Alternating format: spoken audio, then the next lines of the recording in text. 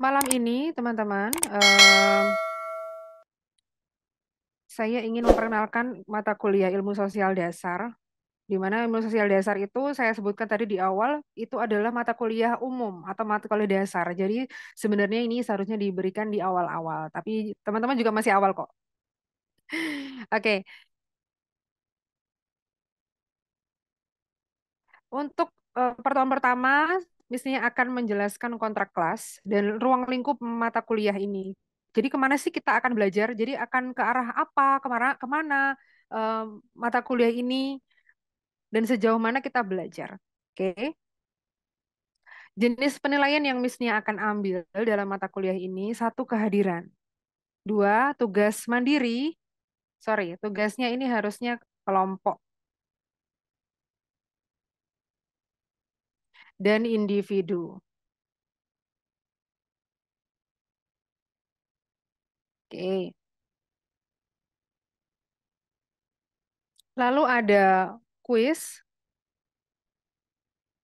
ada UTS, dan ada UAS. Bobotnya berapa, teman-teman? Bobotnya itu untuk partisipasi atau kehadiran.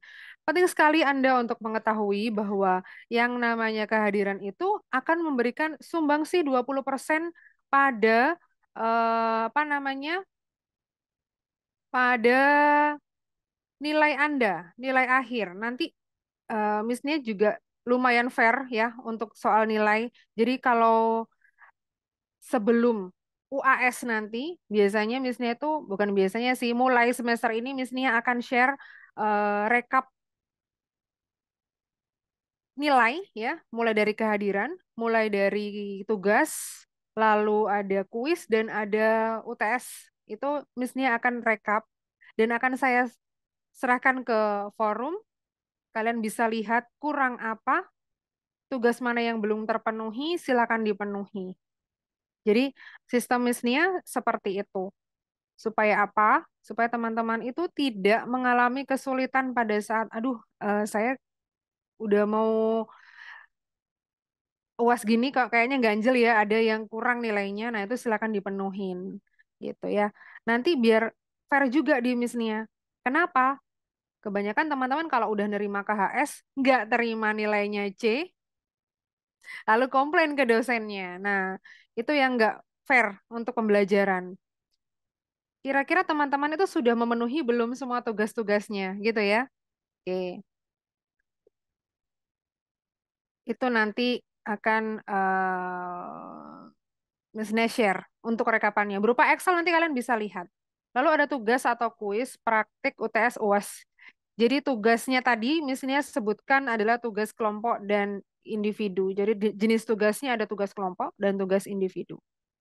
Lalu tugas praktek ya. Tugas praktek ini misalnya ganti dengan kuis ya, UTS dan UAS.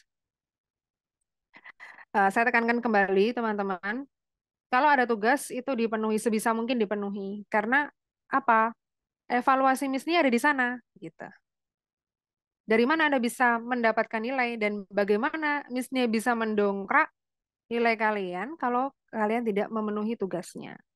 Gitu ya. Nanti sebelum berakhir misalnya akan sebutkan berapa kali tugas dan berapa kali kuis ya, supaya nggak merasa terbebani. Aduh, tugasnya banyak banget, nggak ya? Tidak perlu merasa seperti itu. Mohon izin kalau mau presensi, chat di grup ya, di grup WA, biar saya atau terrekod semua pertemuan yang kalian atau yang belum saya panggil tadi. Silakan masuk di grup WA, Mbak Rida. Kalau masih punya linknya, silakan di-share ke teman-teman ya, atau ke chat room. Saya minta tolong. Oke. Jadi pokok bahasan kita itu sebenarnya sedikit teman-teman. Ada 11 meeting pokok ya. Satu, sebenarnya sekarang ini satu. Terus dua, nanti manusia dan peradaban, manusia sebagai makhluk individu dan sosial, seterusnya dan seterusnya. Kenapa cuma 11? Kan kita ada 14 pertemuan. 14 pertemuan itu kita ambil tanpa ada tugas hari ini, satu. Lalu UTS dan UAS. 14 kurangi 3 ada 11 meeting efektif. Jadi 11 meeting itu harus mencapai topik-topik ini. Topik-topik yang ada di layar Anda sekarang. Ada 11 topik yang harus Anda penuhi, yang harus kita capai di setiap pertemuannya, di pertemuan kedua sampai pertemuan ke-11 nanti. Kenapa demikian? Nanti pertemuan 7 dan 14 itu bernilai UTS dan UAS. Oke, sampai sini bisa dipahami? Bisa, Miss. Oke, ya. Sebetulnya ISD itu mudah karena isu-isunya atau permasalahan-permasalahannya ada di sekitar kita, ya. Oke, contohnya aja manusia dan peradaban nih. Kalau kita mau bedah sedikit aja, kenapa sih kita perlu belajar manusia dan peradaban?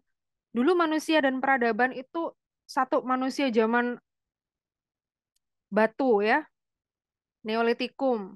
Terus lagi zaman Paleolitikum. Semuanya dibahas batu-batuan itu sampai muncul yang namanya Homo sapien, yaitu kita, manusia. Ya, sebutannya dulu Homo sapien, sebutan ilmiahnya. Sekarang manusia atau human dalam bahasa Inggris. Kenapa kita bahas peradaban? Sebagai orang sosial, kita kan orang sosial nih, orang ekonomi, ya, harus paham peradaban. Jadi di zamannya revolusi industri 1, 2, 3, 4 sampai sekarang nih Society 5.0, apa yang berubah dari peradaban manusia? Ya, termasuk ekonominya berubah, termasuk teknologinya berubah, termasuk apa? Cara kita mencari makan, kita mencari ilmu, cara kita mencari informasi peradabannya sudah berubah. Betul ya, Mas Ahmad ya? Oke. Ayo, hilang Miss, mikrofonnya. betul, betul, Miss. Betul. Nah, kenapa kita penting untuk mempelajari peradaban? Sebagai orang sosial, paling tidak Anda tahu betapa pentingnya pergantian masa ke masa itu menimbulkan pergantian pola pikir, pergantian secara psikologis, terus iptek ya, ilmu pengetahuan dan teknologi. Nah, itu berubah. Alhasil apa? Mesin penghitung menghitung uang dulu sampai sekarang sama sekarang aja lo beda, ya kan? Itu peradaban, mengganti pola pikir manusia. Kita sebagai orang sosial perlu belajar itu. Selanjutnya adalah manusia sebagai makhluk individu dan sosial. Tentu saja kita as a personal dan as a society member ya, bagian dari sosial atau bagian dari lingkungan, nah itu perlu belajar. Manusia dengan keragaman dan kesetaraan. Kita itu multikultur, teman-teman, multi etnis, multi religion, multi agama ya. Banyak sekali agama di Indonesia.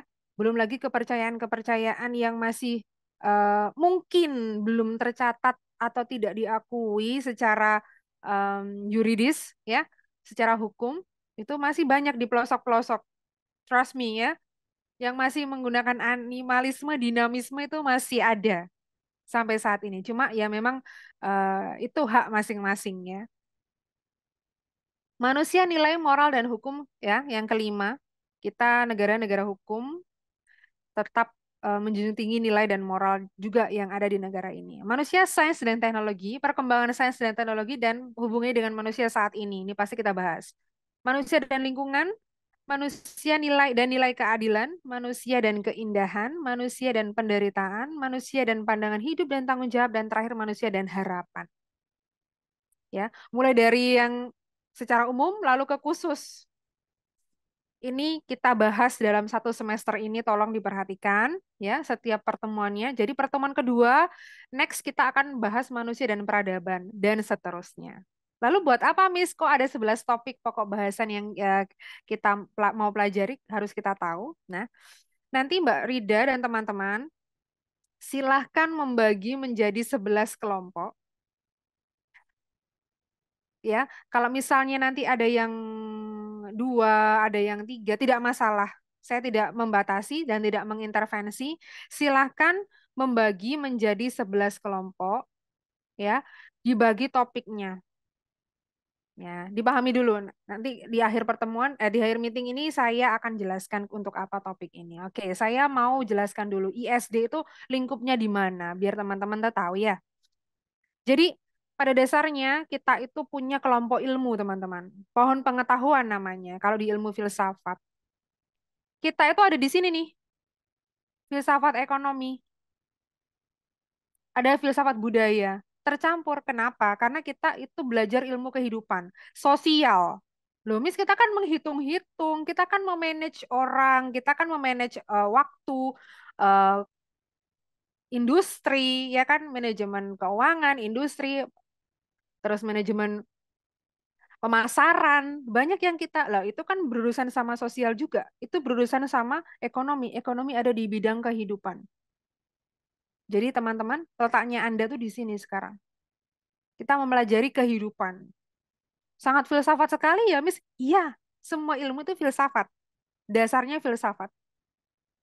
Gitu ya. Oke. Miss, saya ingatkan kembali, Anda perlu mempelajari ilmu sosial dasar. Kenapa? Anda kan orang sosial. Orang manajemen itu orang sosial. Ya, di mana orang sosial tuh harus tahu, harus paham pola pikir manusia, bagaimana cara menyelesaikan konflik, bagaimana cara mengatasi perbedaan, karena perbedaan tuh pasti menimbulkan konflik ya enggak? Nah, di situ perannya ISD.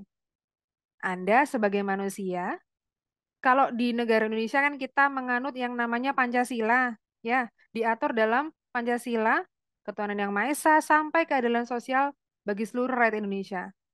Landasan kita belajar tetap di situ, ya, gitu ya. Oke, setelah tahu kita itu posisinya di keilmuan tuh di situ, apa sih yang kita pelajari? Latar belakang kenapa kita butuh mempelajari ISD, ya, ilmu sosial dasar. Jadi kalau kita belajar ISD kita kayak kembali sama pembelajaran manusia. Manusia tuh posisi manusia tuh di mana? Apa yang mereka lakukan? Mereka itu dikelilingi oleh apa? Nah, kalian harus paham itu. Kalau Anda sendiri tidak merasa dimiliki oleh kelompok sosial tertentu, salah. Satu, karena Anda beragama, pasti Anda miliknya agama Anda dan Anda memiliki agama. Ngerti ya maksudnya ya? Anda kelompok sosial tertentu. Agama pertama. Dua, komunitas yang ada di kantor misalnya. Paling deket aja. Komunitas yang ada di kantor. Anda merupakan bagian dari perusahaan X. Ya. Di sana juga ada kultur lagi, teman-teman. Budaya kan kerja di situ jam berapa. Anda masuk dalam kelompok sosial tersebut. Jadi harus bisa menempatkan diri. Kenapa? Ada kultur, ada budaya. Masuk jam 7 pulang jam 5 itu juga budaya. Karena kan sudah diatur gitu loh. Ya. Oke, adanya kesukuan, kedaerahan, kesenjangan sosial apalagi, mohon maaf ya, sekarang banyak orang-orang kaya juga terekspos ya, sudah tahu teman-teman. Itu kita melihatnya ada yang mohon maaf, ada yang tidak mampu sekali, bahkan makan harus mencari-cari harian gitu ya. Sangat berbeda levelnya, itu yang namanya kesenjangan, teman-teman. Ada gap di sana. Mohon maaf, yang paling kaya di sini yang tidak mampu sekali levelnya ada di bawah. Ruang ini yang namanya kesenjangan. Adakah konflik di sana? Yang merasa ingin berkonflik ya pasti berkonflik. Tapi kalau adem ayem pasti ya diam-diam aja. Ya kan? Urusanmu urusanmu, urusanku urusanku. Seperti itu. Berarti tergantung pilihan dong, Miss. Kita hidup. Iya, benar. Gitu ya. Keadaan sosial kita, keadaan ekonomi kita, budaya kita, itu kita bisa atur sendiri. Namun ketika kita sudah masuk ke dalam kelompok sosial tertentu, ya kita harus manut. Kita harus sadar bahwa kita bagian dari itu, gitu ya. Oke. Kemajuan iptek dan komunikasi massa menyebabkan kita harus beradaptasi sebagai manusia. Nggak hanya eh, belajar di kamar aja, ternyata harus keluar loh di bimbel misalnya kalau anak-anak sekarang. Oh nggak perlu, sekarang kita tuh ada ruang guru, ada banyak ya aplikasi-aplikasi bentukan baru untuk memfasilitasi belajar gitu. Banyak sekali. media sosial juga berkembang. Dulu yang zaman-zaman saya pasti paham itu ada apa? Friendster ya, Friendster, MIRC, terus Facebook bertambah ya. Habis itu 2016 insya Allah 2014 apa 2016 gitu atau sebelumnya 2012 itu ada Instagram masuk, terus Twitter dan lain sebagainya. Itu merubah pola pikir karena persebaran persebaran informasinya cepat. Bahkan ada jokes begini teman-teman.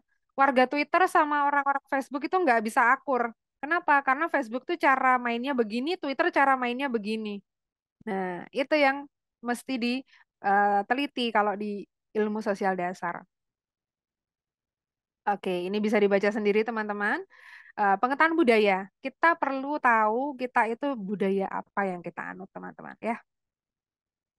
Meskipun kita itu uh, multicultural, akhirnya kita harus kembali pada yang namanya toleransi, ya, toleransi. Yang terbaru, yang terbaru itu Taraweh pertama dan Hari Raya Nyepi di Bali kebetulan terjadi bersama-sama. Namun mereka bisa berjalan beriringan. Boleh eh, Muslim di Bali melaksanakan taraweh asal jalan kaki, asal tidak perlu pengeras dan lain sebagainya. Nah, itu kan menghormati gitu loh. Yang saat ini lagi in banget itu dialog antara Habib Jafar sama Onat. Ya, nah itu Iya, login. Ya. di channelnya Om Deddy Corbuzier itu paling terbaru menurut saya dan saya melihatnya itu adalah sebagai bentuk toleransi ya meskipun jokes-jokesnya adalah narik onat-onat untuk bisa login ke Islam tapi itu kan kembali ke manusianya masing-masing ya kita tidak perlu mengintervensi artinya apa di antara dua orang yang berbeda ini masih ada dialog yang bisa berjalan beriring dengan menengahi nah itu kalau tidak ada toleransi nggak bisa jalan teman-teman. Sama halnya kita belajar di ilmu sosial dasar. Kalau kita punya nilai besar terhadap kultur orang lain, memahami, nah, pasti bisa berjalan beriringan. Masalah sosial budaya yang dibahas dalam ISD. Semuanya, sosial budaya semuanya kita bisa bahas, ya. Yang paling santer sekarang di sosial adalah satu bullying, ya. Bullying, mohon maaf, ini tidak betul-betul tidak ditolerir ya untuk kalangan educated seperti kita ya. Jangan sampai kita melakukan bullying gitu ya. Bahkan dengan teman terdekat pun kita ya jangan sampai body shaming. Tahu ya body shaming ya? Apa Mas Ahmad body shaming? Itu Ibu, apa? Bergurau dengan membawa fisik. Nah, bergurau dengan membawa fisik itu jangan ya. Terus eh, jangan sampai kita men-trigger orang untuk melakukan hal-hal yang tidak baik. Sekarang isu masalah mental atau mental illness ya kesehatan mental itu lagi dibahas sama psikolog-psikolog. Kebetulan teman dekat Misnia juga seorang psikolog itu paham betul bahwa anak-anak sekarang itu sudah banyak terkontaminasi paham-paham yang bikin sakit mentalnya ya termasuk bullying, body shaming. Mohon maaf sekali isu LGBT juga masuk di kalangan eh, pergaulan, sekolah dan lain sebagainya ya. Ya gitu eh, diawasi keluarga masing-masing dan ya mohon maaf kalau misalnya membawa isu itu sekarang tapi eh, daripada kita menuai kontra ya kita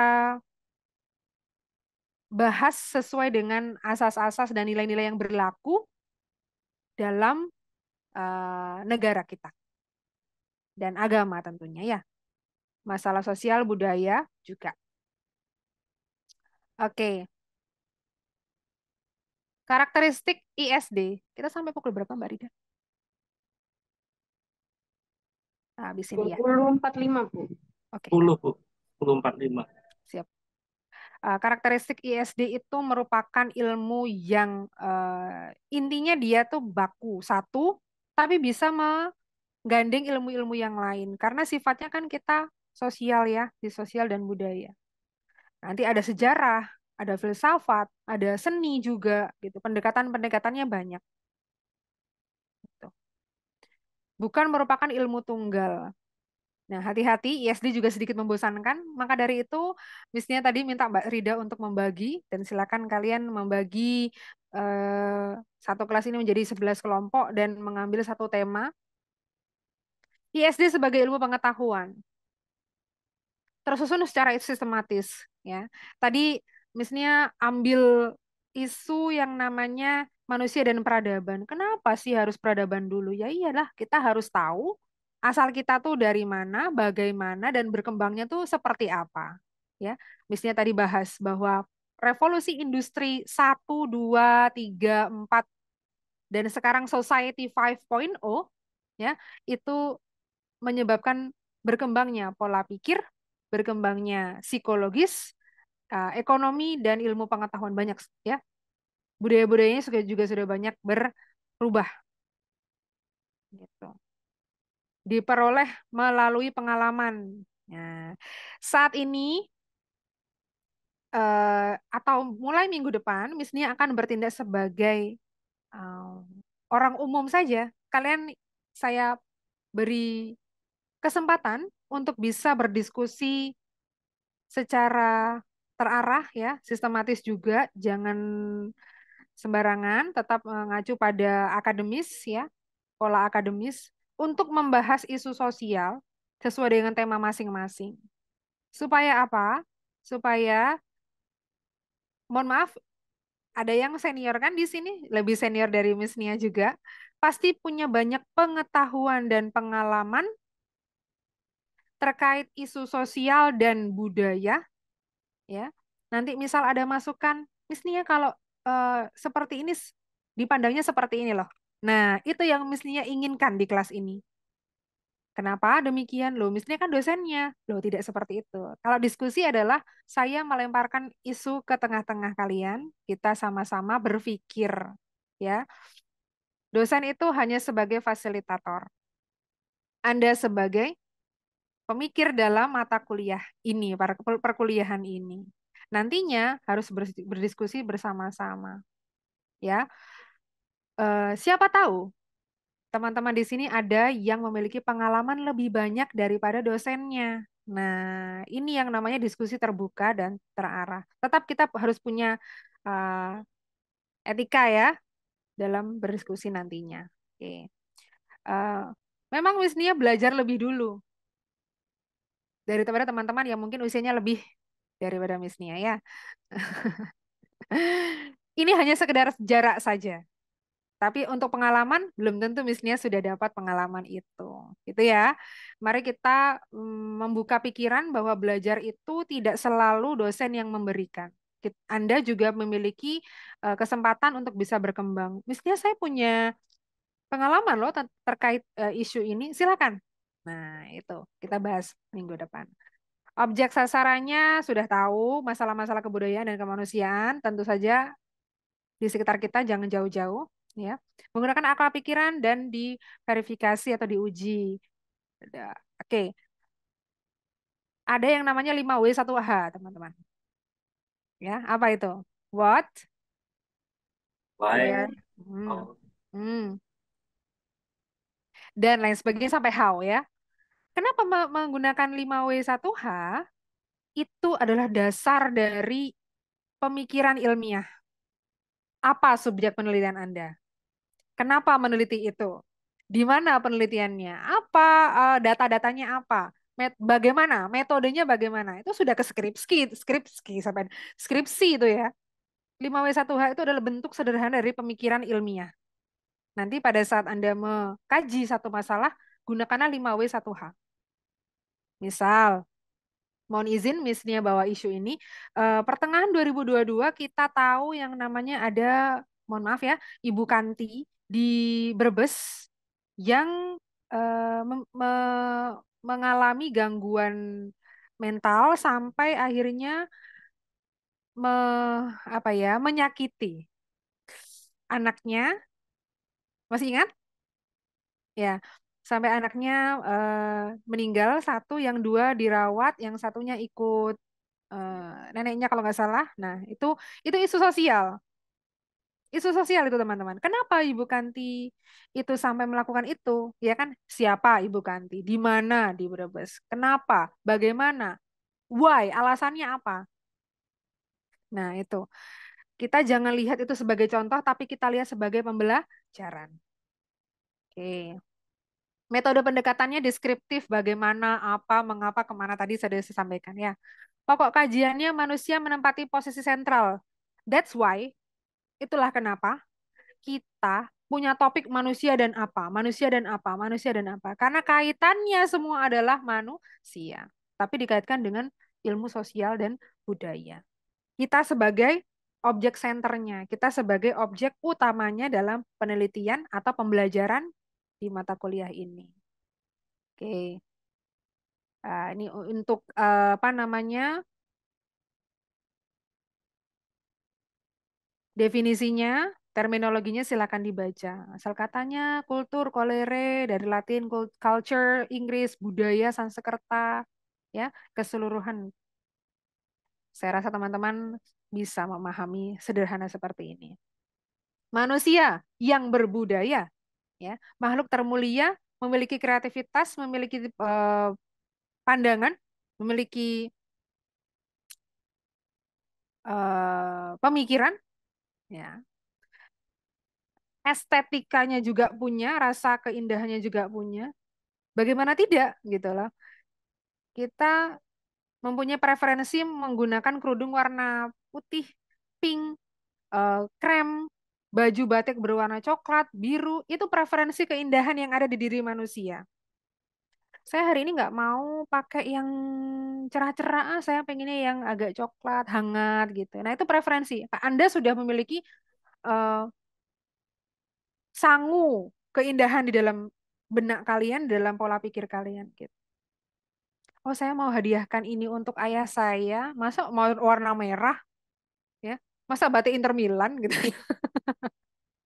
Kan tidak kan? Jadi uh, pemikiran itu yang mendasari kita menjadi manusia yang termulia gitu ya. Kita punya pertimbangan untuk memilih A dibanding B, kita memiliki pertimbangan C dibanding D, itulah manusia. Nah, kalau mohon maaf, kita tidak punya insting, tapi kita punya intuisi, ya. Kita punya feeling. Jadi kalau kita menggunakan insting, misnia rasa itu kurang tepat karena insting itu untuk hewani, ya. Kalau kita manusia itu punya intuisi, punya feeling. Feeling ada di benak, ya. Kalau intuisi ada di pengalaman yang tersusun. Contohnya begini. Intuisi itu kadang muncul karena pengalaman yang sudah pernah kita dapatkan. Oh, habis ini nih seperti ini, habis ini seperti ini. Pernah nggak kepikiran gitu? Nah, itu intuisi namanya. Feeling.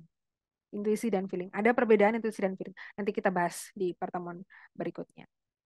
Ya, kita juga punya potensi sebagai pencipta karena kita punya pemikiran, punya pandangan gitu ya.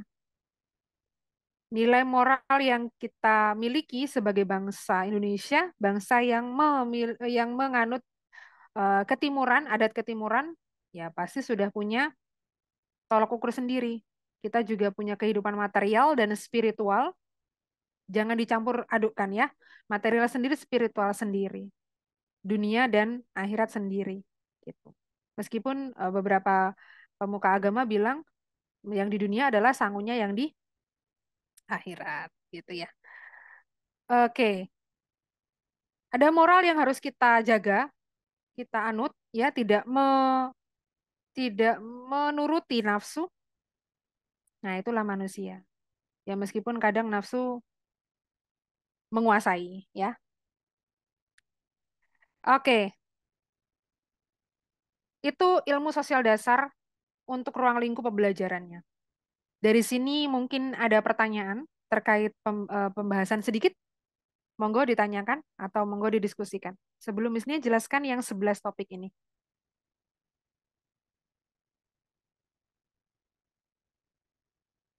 Oke, tidak ada? Bisa jelaskan ya. Jadi 11 topik ini, teman-teman silakan dibagi. Tadi Mbak Rida saya minta untuk mengkoordinir ya.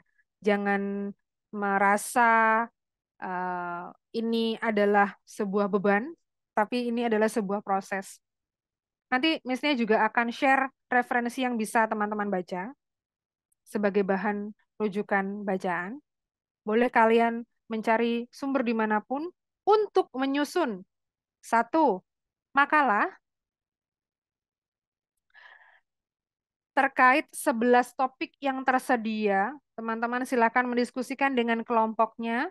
Makalah itu ada berisi latar belakang, berisi masalah yang diangkat, tujuannya, ya, pembahasan, lalu kesimpulan.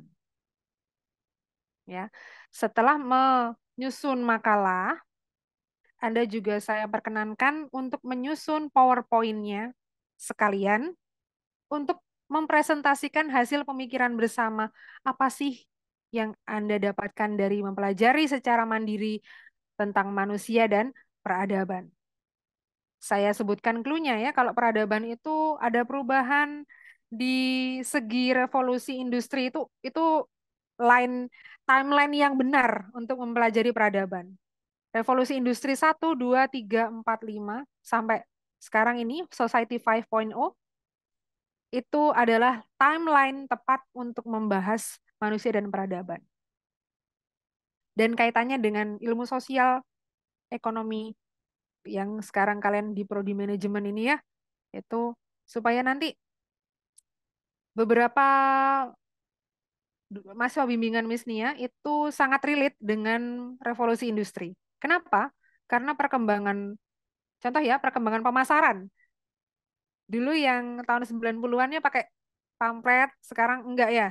Itu sudah menjadi bagian dari revolusi industri, teman-teman.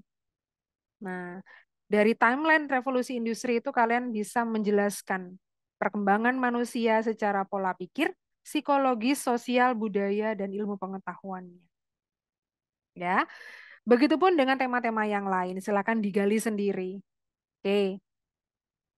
Pengumpulannya H-1 sebelum pembelajaran. Berarti hari Rabu minggu depan sudah harus terkumpul semua kelompok tema 1 atau topik 1 sampai topik 11. Nanti Miss-nya kunci foldernya ya supaya disiplin semua. Kunci sukses di mata kuliah Miss-nya adalah disiplin pengumpulan tugas. Itu aja, sederhana kok.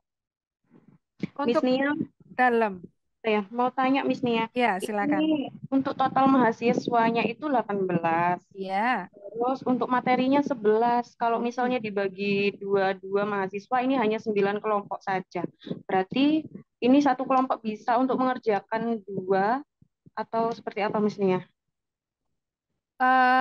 Saya tidak mengintervensi hasilnya ya, Mbak. Kalau mau satu orang satu boleh, malah tunggal nanti. Jadi silahkan dibagi. Kenapa? Karena misalnya tidak mau ya mencampuri ini. Jadi hak kalian mengambil tema apa. Misalnya Pak Supriyono, saya mau manusia dan keindahan, Miss Nia, sendirian aja, boleh. Misal seperti itu. Jadi Mbak Rida silakan diatur saja, Missnya tidak intervensi, yang adil, yang penting adil, eh, karena tidak ada apa ya, tidak nanti saya harap tidak ada kesenjangan dalam prosesnya. Saya harap nilainya tetap terukur sama. Missnya akan lihat secara kelompok dan secara individu juga kok. Gitu. Jadi eh, supaya Missnya nggak mau ambil resiko kalian udur-uduran ya, silakan diatur sendiri. Yang penting adil. Mau satu orang satu boleh, satu orang dua boleh. Secara sukarela saya akan membahas manusia dan penderitaan karena hidup saya sudah menderita, Miss. Oke, baik Miss. Siap. Begitu ya. Oke. I think so, teman-teman. Kalau tidak ada yang tanya, apapun pertanyaan silakan ditanyakan di grup. Misal mau minta linknya untuk referensi ya, nanti Miss Nia akan share. Insya Allah akhir minggu ini akan Miss Nia buka eh, folder untuk mengumpulkannya. Bukan Google Form ya, Google Drive. Nanti silakan dimasukkan saja. Semua bisa jadi editor sampai hari Rabu, tanggal berapa tuh? Rabu tanggal 5. Iya ya. Iya, Rabu tanggal 5. Ya benar ya Mbak Rida ya. Tanggal 5 tanggal Iya, 5 minggu betul. depan itu terakhir mengumpulkan makalah dan PowerPoint-nya gitu. Loh Miss, kalau selama diskusi ada perubahan dan ada revisi, boleh tidak kami revisi? Boleh. Sampai UAS nanti. Karena ini kan satu kesatuan ya, pembelajarannya satu kesatuan. Gitu. Tapi untuk UTS kita berhenti di em, hmm, manusia dan lingkungan. Ya, untuk UTS kita berhenti di manusia dan lingkungan. Sampai situ ya. Bisa dipahami? 7 sampai 11 adalah bahan untuk UAS. Oke, teman-teman yang belum dipanggil pada saat presensi tadi, silakan masuk grup untuk misalnya catat.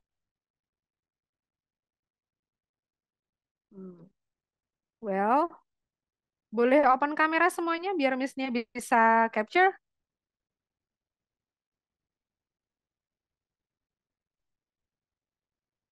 Baik, silakan dibuka. 3, 2, 1, senyum. Oke, thank you so much for your attention. See you next week. Wassalamualaikum warahmatullahi wabarakatuh. Waalaikumsalam warahmatullahi wabarakatuh. Terima kasih, Izin Mi. lift ya, terima kasih. Thank you. Ya, welcome.